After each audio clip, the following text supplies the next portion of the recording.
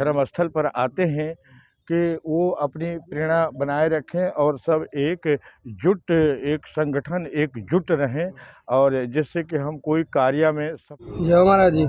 जी कैसे हैं? ठीक है जी। ठीक है महाराज जी, ये जो प्रसाद और बाकी रुकने की व्यवस्थाएं ये सारी कुछ की गई है? हाँ जी, रुकने की व्यवस्था है हमारे यहाँ। बाल भोग की, चाय की सुबह से चलता है, 2 घंटे 3 घंटे चाय चलती है सुबह। इसके बाद बाल भोग होता है जी, और फिर 1 बजे भंडारा होता है। और शाम की भी व्यवस्था जो है 4 बजे से लेकर 6 बजे तक चाय चलता है। चाय के साथ जो है रस वगैरह बिस्कुट चलता है।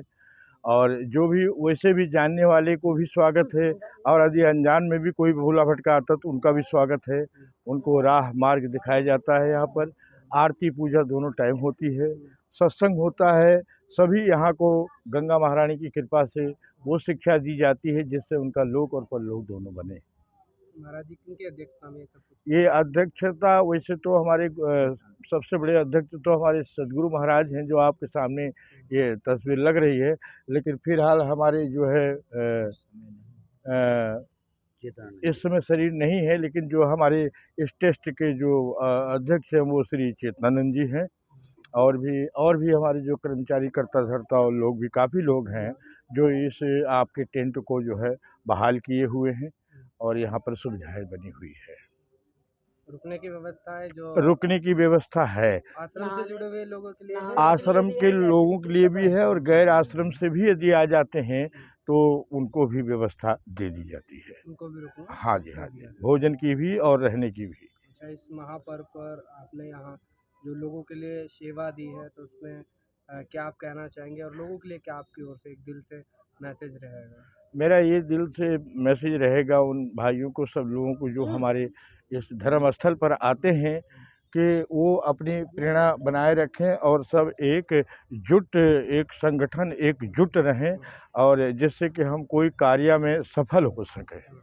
तो हमारा ये संदेश है कि जितने भी हमारे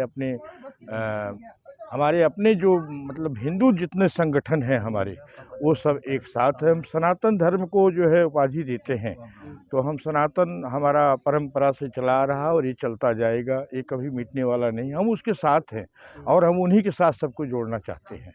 हमारा जी, अब से पहले जो कुंभ हुए हैं और अब की बार जो महाकुंभ हुआ है, क्या कुछ अलग है और क्या कुछ हाँ, चीज़ें हैं अलग उसमें है। खास है? ये जो महाकुंभ 2025 में आया हुआ है, ये कुंभ और इसकी जो तिथि है वो 144 वर्ष के अंतर में आई है। 144 वर्ष के बाद ये तिथि आपकी यहाँ पर महाकुंभ में प्रयागराज में आई है 2025 में। इससे पहले भी हमारा टेंट लगा था 2013 में, वो आपकी जो है थोड़ा-सा आगे लगा था।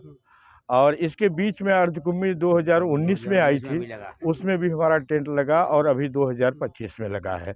और हर जगह नासिक, उज्जैन, हरिद्वार और प्रयागराज चारों जगह कुंभ गुरु महाराज की कृपा से लगते हैं, और उसमें सबकी व्यवस्था अपने की भी और जो बगैर अपने हैं उनकी भी व्यवस्था यहाँ की जाती है। जो 144 साल बाद ये महाकुंभ हो रहा है, इसकी प्रमुखताएं कुछ आप मुझे बताइए, क्योंकि लोगों तक पहुंचना, लोगों को समझना बहुत ज़रूरी है। इसकी कुंभ का प्रमुखता मतलब समझना बहुत ज़रूरी इसका प्रमुखता ये है कि जो ये तिथि और जो समय निश्चित हुआ है, इस तिथि और इस समय के अनुकूल जो स्नान करता है, तो ये समझ लिए कि उसके कई जन्मों के पाप धुल जाते हैं। ये वो तिथि है। इस तिथि का विशेष महत्व है कि इसमें जो कभी भी जो नहीं निकले हैं साधु संत हमारे नागा भाई, वो सब भी निकल कर इसमें ताबड़तोड़ यहाँ पर आए हैं, और कम से कम नहीं तो 35 से 40 करोड़ तक स्नान करने की इसमें प्रयागराज में प्रावधान है। तो इस तिथि करके ही इतना ज़्यादा रस है। महाराज जी, जो साधु होते हैं, नागा साधु, अघोरी बाबा जो होते हैं, कहाँ से आते हैं, कहाँ चले जाते हैं?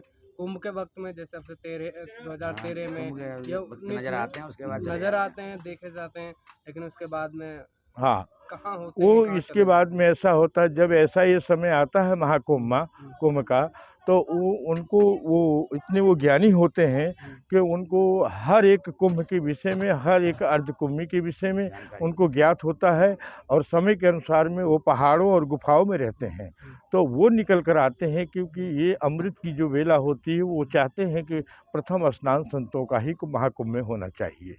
तो ये उनकी विशेषता है कि वो फिर उनको और किसी चीज़ से मतलब नहीं है, वो बिल्कुल फक्कड़ हैं। तो वो बाद में पहाड़ों की गुफाओं में चले जाते हैं। कौन-कौन से स्नान किए जाते हैं? जी, कौन-कौन से स्नान होने हैं, जैसे कि अभी 13 और स्नान, 14 हाँ, 14 में शाही स्नान स्नान आपका सबसे पहले जो है आपका जो पीछे निकला हुआ है वो पूस की पूर्णिमा थी। और बोलो कुछ। और दूसरा जो स्नान हुआ वो मकर संक्रांति का हुआ है। और आपका ये जो तीसरा स्नान जो आ रहा मौनी अमावस्या का आएगा। और चौथा जो स्नान होगा वो बसंत 3 फरवरी को होगा। और फिर 12 फरवरी और जो है एक है माह की पूर्णिमा का 12 फरवरी नहान होगा। और आखिरी नहान जो आपका होगा महाशिवरात्रि। वो 26 फरवरी महाशिवरात्रि को होगा। चलिए महाराज जी। जय हो। कैसे हैं आप? गुरु महाराज की कृपा। सर्वप्रथम महापूर्ण अद्भुत आश्रम होशियारपुर पंजाब आपका स्वागत करता है। जी महाराज जी। गुरु महाराज की असीम कृपा के कारण आज प्रयागराज कुंभ में यह शिविर लगाने को मिला और संत लोग भक्ति रस में अपनी डुबकी लगा रहे हैं। और यहाँ जो आनंद आ रहा है उस आनंद, उस ऊर्जा का वर्णन हम अपनी शब्दों से नहीं कर सकते, क्योंकि परमात्मा की जो निराकार शक्ति है वो इस समय कण कण में व्याप्त है और हर जगह व्याप्त है। लेकिन इस समय कहते हैं कि जो संत लोग होते हैं वो चलते फिरते प्याग होते हैं।